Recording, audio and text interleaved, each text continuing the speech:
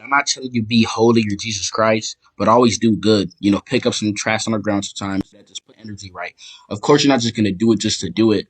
You want to make sure you're doing it like with the right energy, the intention that you're doing it, and that's to come back. You might not get a Nobel Prize for doing good, but yeah, don't try to be cold or that. I'm not saying you can't feel feelings of, for, of like disappointment or jadedness because that happens. I'm just saying just do good and put that right energy out. Just match the right energy of what you're doing. That's right. And that's just, um, manifest your reality. It's just, of course, things will happen because you're putting the right energy out. You're doing the right things and you're having least expectations. So it's allowing you to flow and be good, without expecting anything. So you're moving authentically. So yeah, it's about just being authentic. So do that, you know. Just give love to yourself. Pause. I'm not telling you the cliche spiritual, oh, just love yourself. I'm talking about like just know who you are. Look in a mirror. Just know that you're just more than just whatever that you think you are. Just love yourself. Just feel it. Just feel your heart. Just put your hands in your heart space. Just feel that love for yourself. Of course, you don't want it to be fake, but you want to kind of find it. Not find it as if you're looking for it, but just be it. Just be with yourself and love it. And find things that are good for yourself.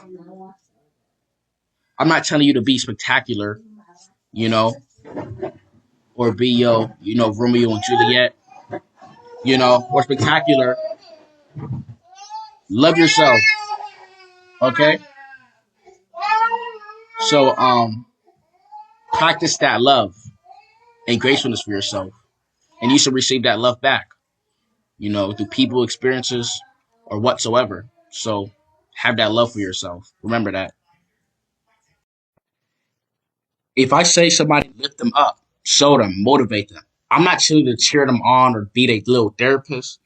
If you see they're almost there, push them because sometimes that person can help you too. They may be at a level where it's really just critical in a way where it just helps. You don't know what it's heading towards to. You don't know if it's like make something that could really just help and serve humanity for a lifetime and just do it, because that could, return to you. That person could lift you up one day, because of karma. So if you lift somebody up, they may lift you up too. Sometimes you may feel played or they may like try to like, not forget about you, but that happens. But if you do it, more than once, likely things will happen that will be positive and in your terms, as means that things that go your way that's actually good for you and yield positive results. So lift people up, you know. Who's this?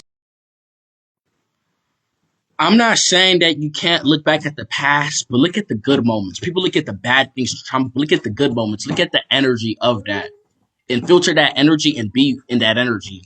And maybe you can have a good experience again because people just live in the past. And it's not bad to live in the past because certain teachers or gurus will tell you don't live in the past is bad.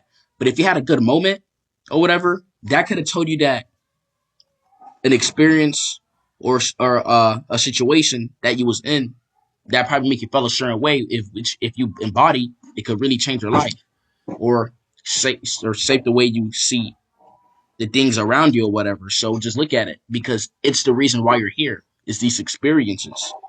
These experiences shape who you are, the bad and the good. So remember that and be grateful. You know what I'm saying? Because you're here now, coexisting with all of us. So yeah. So always remember tap in with that darkness, that chain or whatever anxiety that just feels so unlocked. Because that may be a chance for you to enlighten or find something. If there's something inside of you that's just uncomfortable or whatever, just tap in with it. Just be there. Because in these experiences, it may be an opportunity to transmute all that energy and to rise above that. It goes above to your higher chakras, a higher plane, and you could experience, joy. You know, you could have like a heart activation of love and all that stuff, or you could have like just a quick nirvana because all that energy is you're transmuting with your own consciousness. Just put your energy there and just settle, and you can have a conscious transmutation. So yeah, so just be at one with that. Tap in like with that darkness, and it will lead to your enlightenment. Remember, if a negative thought arises in your mind, it's not always you. It's something somewhere else. I don't want you to necessarily ignore it, but watch them. Be one with it and see it. And you know that it's not you because you're still able to perform your task because that negative thought's in the illusion. Unless you let it, because that thought itself is like a negative formation of an entity or, energy, because it either could use you for right or wrong, because a pendulum switches yin yang. So you want to be, of course, on the right side and not feed onto it.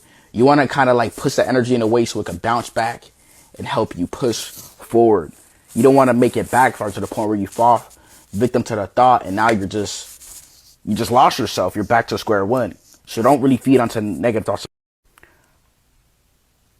Power up. Power up. Power yourself up in a way it could like affect your mood, so you could just move full on energy. You could use this or whatever to power you up. Right? I got a drink. This is just a drink I got. Or you could use your mind to power you up, so you could go back in the game and get ready, because you're going to need energy. You're going to need determination. So make sure your bottle is full. Your health bar is full. Your body, by using the willpower of your mind to do so. Or you could build your stamina. That will help you power up too, building your stamina. Focusing on your breath. That's going to help you, because your breath is, a part of like of you, of your stamina, because when you're out of go beast mode, go full-fledged towards the task that you are doing. You have to tap into your animalistic part of yourself and just go and attack it with extreme energy and determination. You might feel at first, you might kind of be exhausted, but it's going to tell you to keep the wheels moving, to go fast like a wheel, like a hydro wheel, like a very fast turbo wheel. You know what I'm saying? So I needed to go beast mode, because it's going to keep you fighting your opponent or your task. Of course, like you're on this path, difficult things may come. So it's important that you have that part of you that, that animal society that keeps you fighting, that keeps you in the game. So go beast mode. Always have that mentality, so you never stop. Don't be so quick to quit. Remember that side, just tap in.